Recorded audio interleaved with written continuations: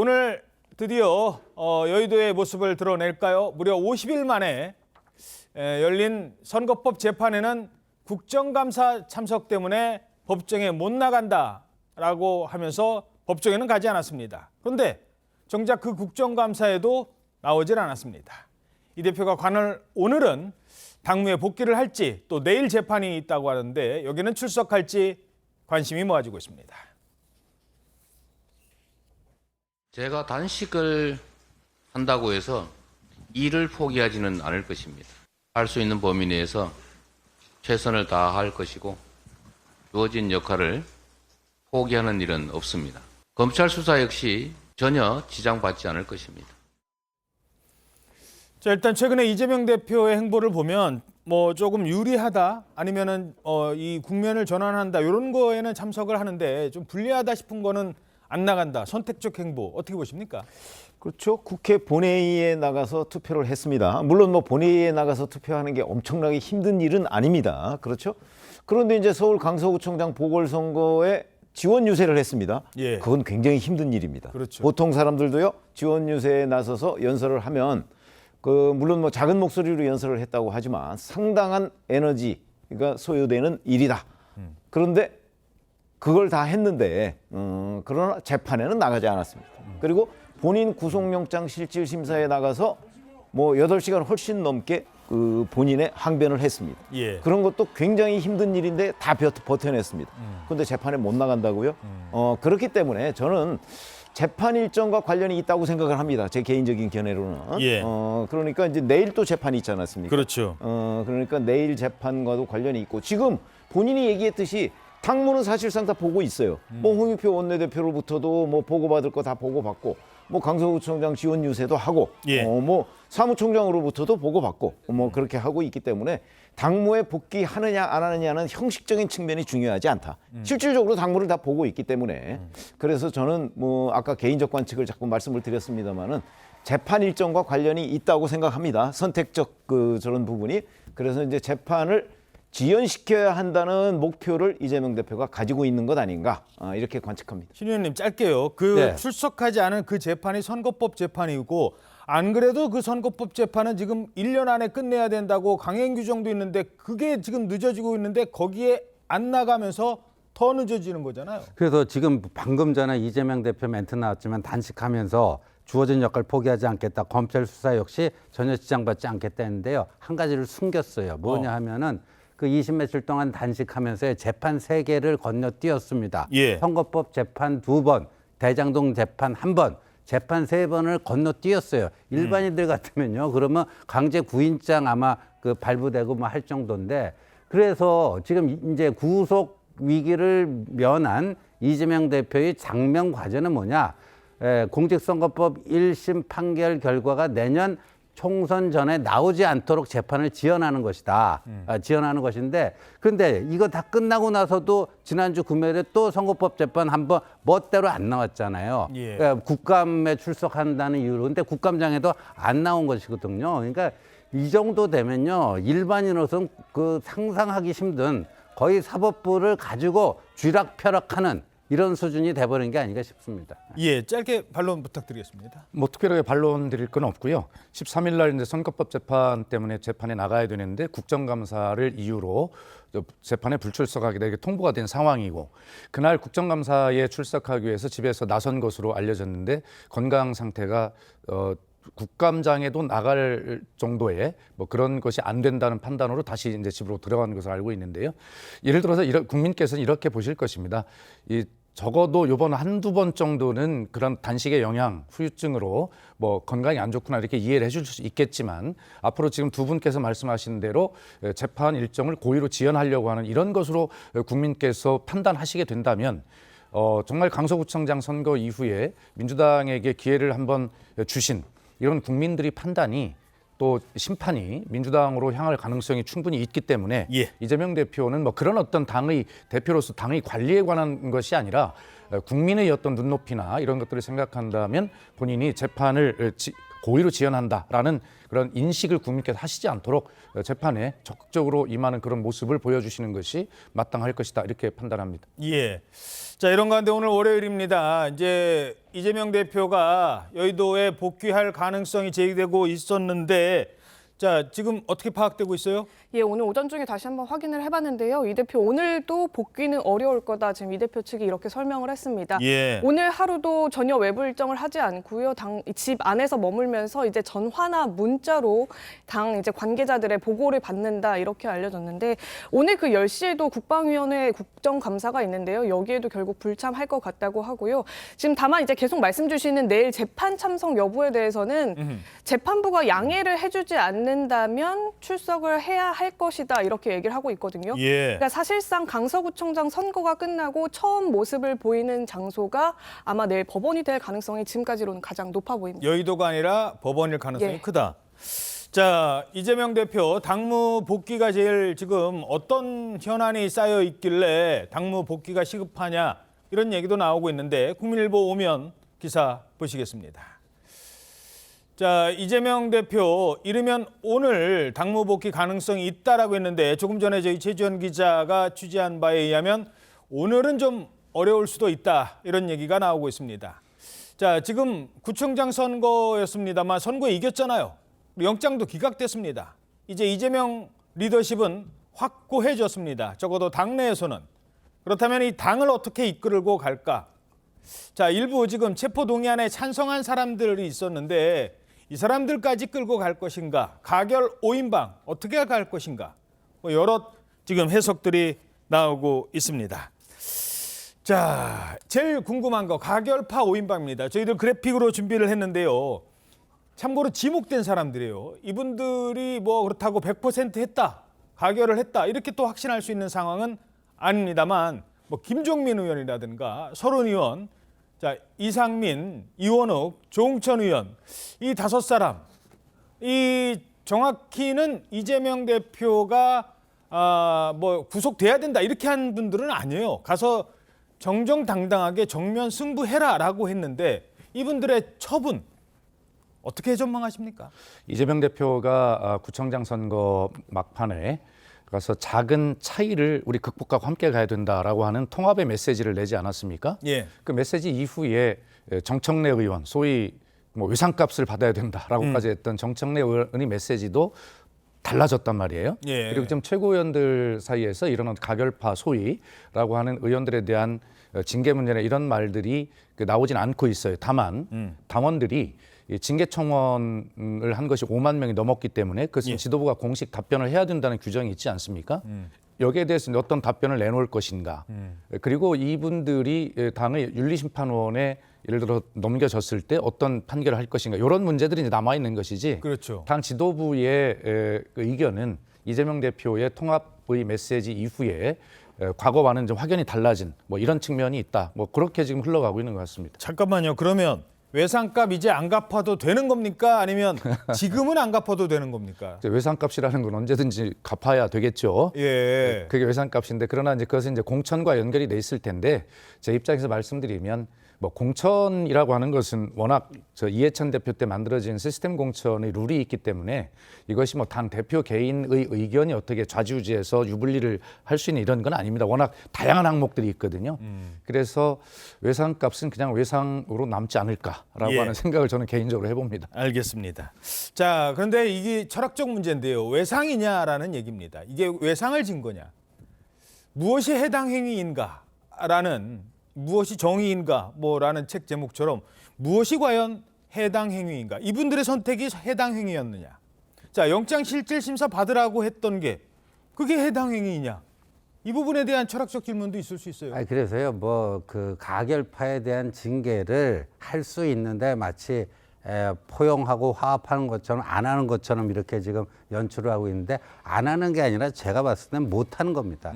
할 수가 없어요. 왜냐하면 6월 19일 교섭단체 대표연설에서 이재명 대표 본인의 입으로 불체포 특권 포기하겠다 했고 거기에 따라서 처신하라. 이게 가결파 의원들의 그 투표 행위였잖아요. 그런데 누가 가결 찍었는지도 모르고요. 이게 헌법과 국회법 법의 그 자유투표 그 정신에도 어긋나고요. 만약에 가결표를 찍었다고 무슨 징계를 하잖아요. 이거 바로요. 그 행정소송 뭐 가처분 효력 정지 뭐 이런 거 하면 저는 그 다 인용될 거라고 봅니다. 말이 안 되는 거를 당론으로 정하지도 않았잖아요, 공식적으로. 그다음에 당론으로 정했다고 해서 그런 식의 그 징계 행위를 하는 것 자체가 헌법과 국회법의 그 자유투표 원칙에 맞지 않기 때문에 그 하게 되면 오히려 그게 역으로 되치기당할 수가 있어요. 그러니까 못 하는 거예요. 예. 못 하는 거고 결국 이제 나중에 공천 때 좀 손 좀 보겠다 뭐 그런 거 아닌가 싶습니다. 예.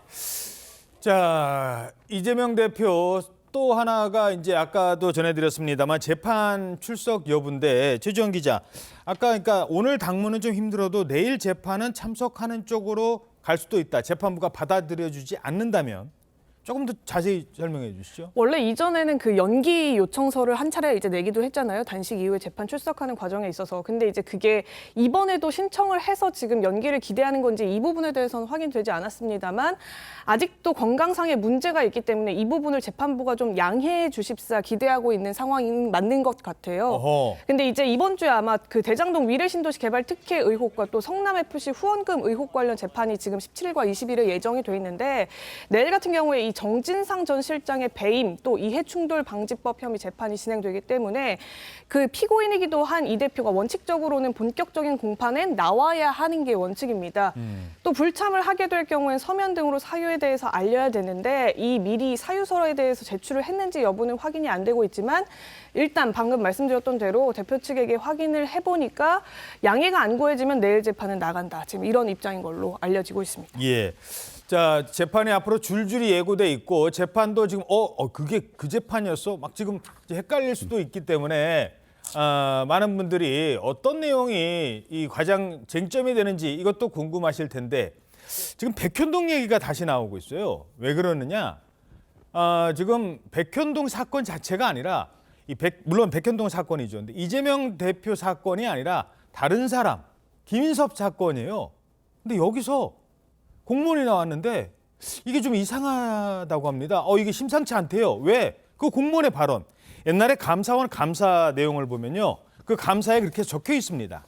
결제 라인이라는 게 있지 않습니까? 갑자기 종상향 해주고 임대 아파트 100%가 갑자기 확 줄어들고 그러니까 중간에 있는 공무원들이 가만히 있겠습니까? 요즘 공무원들이 뭐 위에서 하라고 한다고 합니까? 그래서 중간에 결제 라인에 있었던 과장이 이건 아닌 것 같다라고 얘기를 했대요. 그러니까 그 사람이 결제 라인에서 빠집니다. 그게 감사원 감사 결과에 들어있어요. 자, 그리고 또 하나. 그 공무원들이 압박을 받았느냐 하는 부분인데 일단 이재명 대표의 이 주장부터 들어보시죠. 지사님 백현동 사업에 특혜를 줬다고 생각하십니까? 전혀 사실이 아닙니다. 그거는 국토부가 요청해서 한 일이고 이걸 가지고 만약에 안 해주면 직무유기 뭐 이런 걸 문제 삼겠다고 협박을 해서 자, 협박을 해서 어쩔 수 없이 허가를 내준 거다. 지금 이 내용이거든요. 선거 직전에. 그러니까 이게 선거법 위반이다라고 지금 재판받고 있습니다. 아직 결론 지금 1년 안에 내놔야 되는데 안 내놓고 있어서가 문제가 되는데 자, 이 재판에 나온 공무원이요. 성남시 공무원인데요. 전혀 다른 얘기를 하는 거예요, 지금. 실제 창업을 했던 사람, 압박을 받았으면 그 사람들이 제일 피부로 느꼈을 텐데 뭐라고 했을까요? 조선일보 신면입니다. 자, 성남시 공무원들 이재명 불리한 법정 증언, 백현동 부지 용도 변경 특혜 재판에서 이재명 대표의 국토부 압박이 있었다라는 주장과 관련해서 전 실무자들은 시장 고유 권한인데 어떻게 국토부가 하라 마라 하겠습니까? 협박은 없었습니다. 이런 증언을 했다는 겁니다. 자, 이 발언 어떻게 들으셨습니까? 예, 저게 뭐 사실인 것 같고요. 저 사람이 누구냐면은 주무과장이에요. 백현동, 대장동 이 주택과장, 주무과장이고요. 나중에 국토부에 그것까지 질의를 합니다. 성남시청에서요. 이게 반드시 따라야 되는 그런 의무사항인지 아니면 성남시가 재량으로 판단할 수 있는 그런 사항인지 묻습니다. 예. 답변이 옵니다. 어허. 또 성남시 당신들이 알아서 하면 되는 거다. 이 답변까지 받았고 협박받은 적도 없다. 그러니까 이재명 대표의 지금 저 판넬 들고 저기 하는 거는 이제 국정감사 때 저 발언 아닙니까? 예. 그러니까 저게 이제 허위 사실이라는 건 거의 명백해진 거예요. 근데 저는 문제는 뭐냐면은 이 공직선거법 재판 말이죠. 작년 9월 8일에 기소가 돼가지고요. 공직선거법 270조 보면은 선거사법의 재판 기간에 대한 강행 규정이라는 게 있습니다. 1심은 6개월 내, 2심, 3심은 각각 3개월 내. 그러니까 3심까지 다 합쳐가지고요. 1년 내로 끝나게 돼 있는데 네. 지금 1년 내로 끝나려면요. 지난달 9월 7일에 다 끝났어야 돼요. 근데 지금 13개월이 더 지났는데 1심 판결도 안 나오고 있어요. 세상에 저는 이런 재판 처음 봤습니다. 그래서 이거 재판장이 누구냐면 서울중앙지법 형사합의 34부의 강규태 부장판사인데요. 지금 많은 법조인들 얘기 제가 종합해 보니까요. 법관징계법에 따른 징계 사유로 충분하다. 왜? 법관의 직무를 게을리한 거거든요. 강행 규정 아닙니까? 그런데 지금 뭐 지난달 뭐 단식한다고 2번씩이나 또 봐주고 요번에 또 뭐 무단으로 안 나왔는데 그것도 또 넘어가고 그리고 지금 백현동 이거는요 심리가 시작되지도 않았어요. 그렇죠. 이제 김문기 씨 그것도 마무리가 안 됐고 김문기 씨 모른다 거짓말도 마무리가 이제 거의 되는 단계고 백현동은 아직 시작도 못했어요. 근데 이 김인섭 씨 사건은 그 이재명 그 선거법 기소된 것보다 훨씬 늦게 기소가 된 거 아닙니까? 근데 그거는 선거법처럼 언제까지 끝내야 된다는 강행 규정이 없는 재판입니다. 그럼 그게 더 빨라요. 그게 더 빨라요. 이게 말이 됩니까? 이게 말이 됩니까? 그래서 저는 이런 그 지연된 정의는 정의가 아니다. 뭐 다들 아는 얘기지만 이런 그 재판은요 정말 처음 봅니다. 그러면 그 아까 증언을 했던 그 과장이 김인섭 재판에서 그렇게 얘기를 했다면 나중에 이재명 대표 선거법 위반 재판에 증인으로 출석해도 비슷한 얘기를 할 거 아니에요. 그렇죠. 그런데 이렇게 축축 늘어지면요. 그 강규태 부장판사가 왜 작년 2월에 서울중앙지법 부장판사로 왔어요. 보통 판사가요. 한 근무지에서 2년 근무하면 다른 데로 옮겨갑니다. 내년 2월이면요. 딴 데로 옮겨갈 가능성이 대단히 높아요. 그러면 아마도 1심 판결, 이거 유죄를 때리자니 어떻고 무죄를 때리자니 어떻고 골치 아프면요. 안 하고 나서 그냥 딴 데로 가버리면 그만이에요. 도대체 이게 뭐냐고요, 이게. 이 대한민국 사법부가 지금 이런 정도로 참담한 실상입니다. 그러면 내년 총선 전에 1심 판결조차도 못 볼 수 있는 건가요? 어떻게 전망하십니까? 뭐 그걸 뭐 제가 전망할 수도 없고 할 필요도 없는 문제인데 예. 저는 이렇게 봅니다. 김인섭 재판에서 그 주무 과장이 뭐 그런 것이 없었다라고 이렇게 이야기한 것이 그러면 이재명 시장이 그 당시에 이 대장동 일당에게 특혜를 주기 위해서 자기 자신을 압박하고 결자를 해서 뺐다라고 주장하는 것은 아니지 않습니까? 그렇기 때문에 그리고 국토부에 협박이나 압박이 있었다라고 느끼는 사람이 문제 아니겠어요? 이재명 시장이 그 당시에 박근혜 대통령께서 주재하셨던 여러 가지 경제 관련 회의에서 공공기관이 지방 이전을 빨리 서둘러라라고 하면서 그 공문에 보면 지금 얘기했던 성남시의 한국식품연구원을 구체적으로 예를 들고 있단 말이에요. 그럼 공문까지 있어요. 그렇다면 이재명 대표 시장 입장으로서는 그 여러 차례 그런 것이 있었기 때문에 압박을 느꼈다, 협박으로 느꼈다라고 주장할 수 있는 것인데 예. 지금 이제 고 과장의 발언이 이재명 대표가 대장동 일당에게 특혜를 주기 위해서 그렇게 했다라고 주장하는 것은 아니지 않습니까? 예. 자, 최 의원님. 근데 네. 그때 그러면 국토부가 성남시에게만 그런 요구를 했느냐? 20여 개 지방자치단체한테 다 비슷한 요구를 했거든요. 근데 다른 지방자치단체는 협박받았다. 그런 얘기는 못 들었어요. 국토부 공문에 보면요. 예. 귀시가 적의 판단하여 처리하기 바람 이렇게 돼 있습니다. 성남시가 알아서 판단하라고 돼 있습니다. 그렇죠? 그런데 뭘 협박을 하죠? 무슨 국토부가 폭력배입니까? 협박한다는 얘기는 정상적인 방식 이외의 방식으로 요구를 하는 걸 협박이라고 하는 거죠. 우리가 예. 단어 해석을 그렇게 하는 거잖아요. 귀시가 적의 판단을 하라고 그랬고 실질적으로 국토부가 2단계 상향을 성남시에 요구를 했어요. 그때 이재명 성남시장이 다 거부했어요. 그렇죠? 다 거부하고 나서 적의 판단을 하라고 했더니 김인섭 씨를 시행업자가 영입하고 난 뒤에 4단계를 상향해 줬어요. 그러면 박근혜 국토부가 설령 이재명 시장의 주장처럼 협박을 했다고 할지라도 2단계 올려달라고 한 거잖아요. 근데 4단계 올려줬잖아요.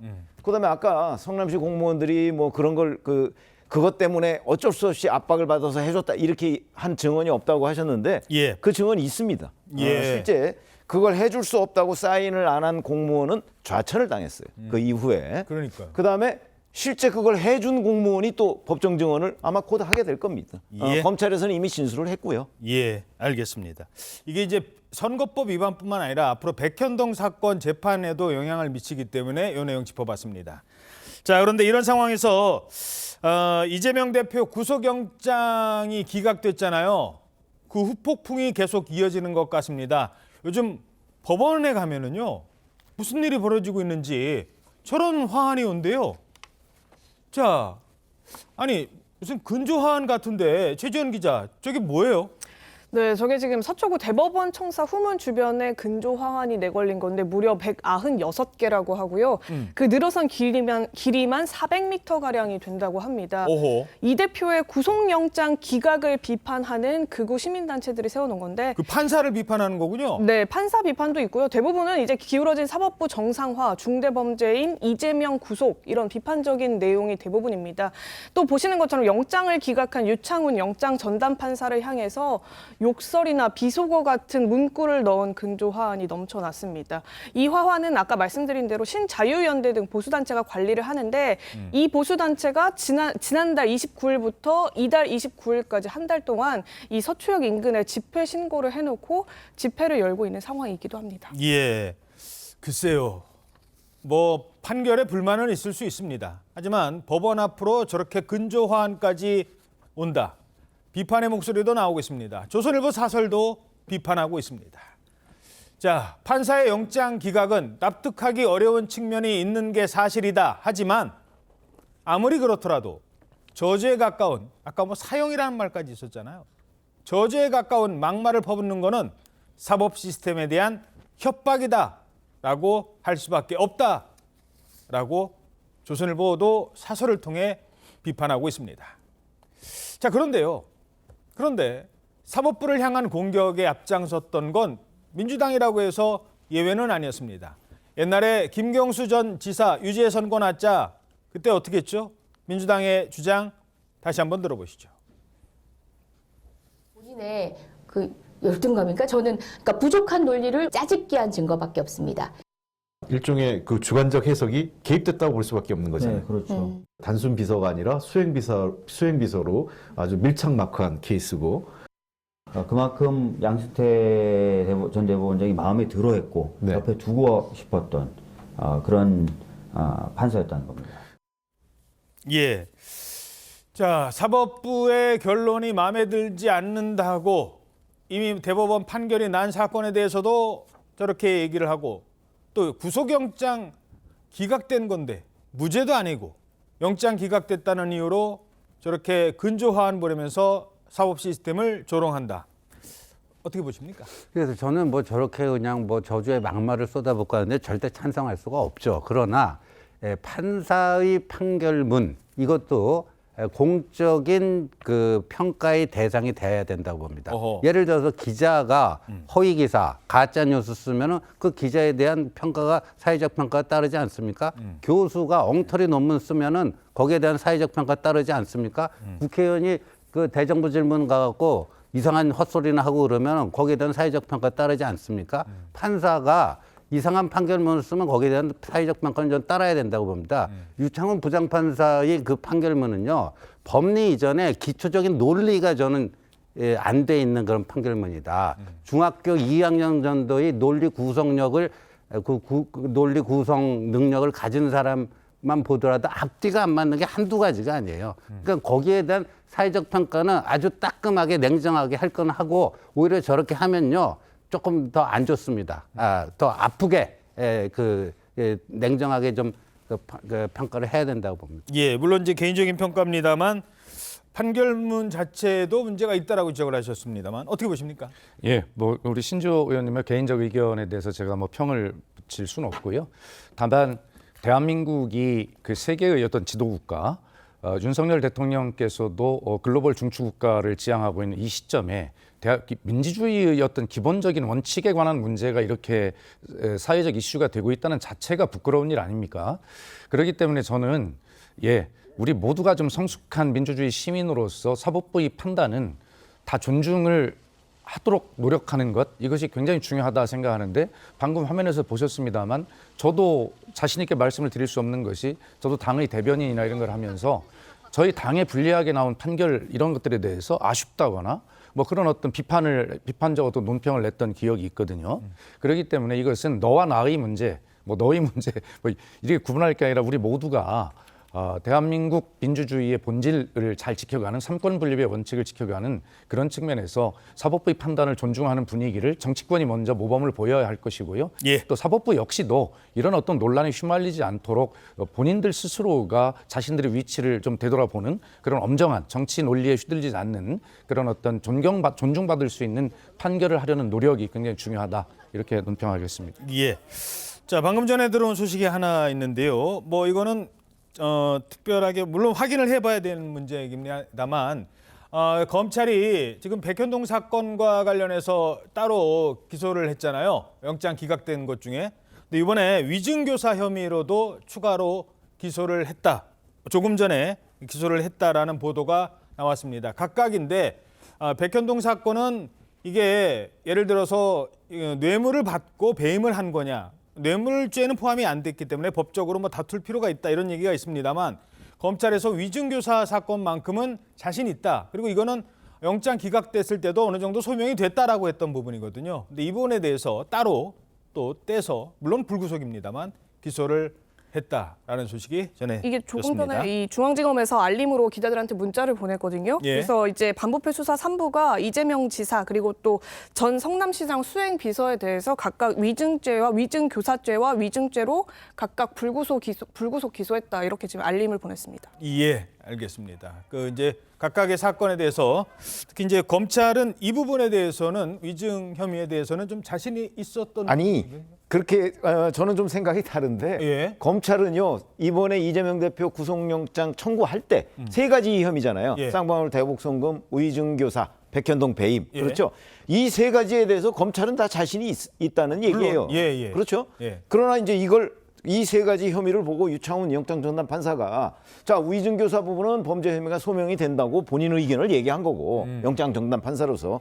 백현동 배임 문제는 뭐 이재명 대표가 연관돼 있을 것으로 의심이 들지만 뭐 방어권 차원에서 뭐 꼭 구속할 필요가 있느냐, 뭐 이런 식으로 얘기를 했고, 그다음에 쌍방울 대북송금은 이제 다툼의 여지가 있는 것으로 보인다라고 해서 종합적으로 영장을 기각한 거잖아요. 예. 검찰은 이 세 가지를 각각 기소를 해도 충분히 나중에 재판에서 유죄를 받을 수 있다는 입장이에요.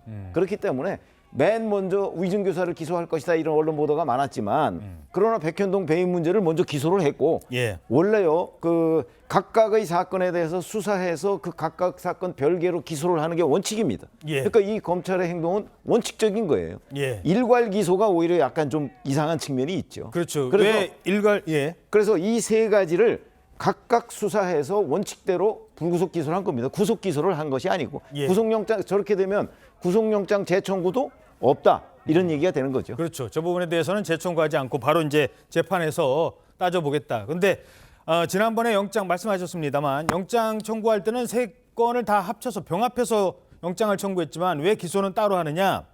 전문가들 얘기는 그렇습니다.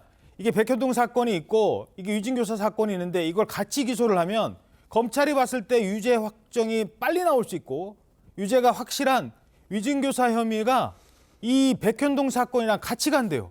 그러니까 이게 아무리 유죄가 나도 같이 기소를 하면은 백현동 사건 결론 날 때까지 이게 유죄인지 무죄인지 안 나온다는 겁니다. 결론이 났어도 판결은 같이 나오니까. 근데 이렇게 떼서내면 검찰 입장에서는 위증교사 혐의라도 일단 유죄 판결을 받을 수 있다, 또 이런 계산도 깔려 있다는 분석도 있습니다.